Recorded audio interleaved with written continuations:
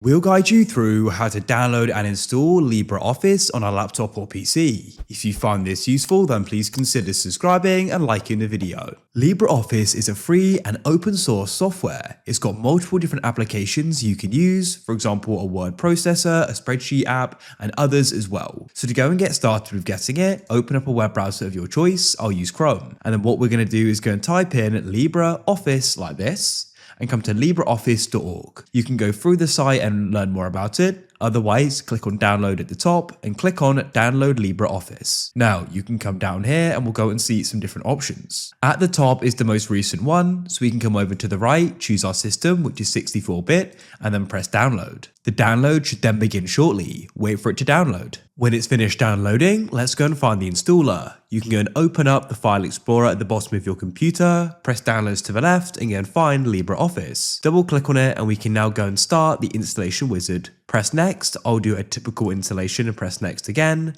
I'll have a shortcut and then press install.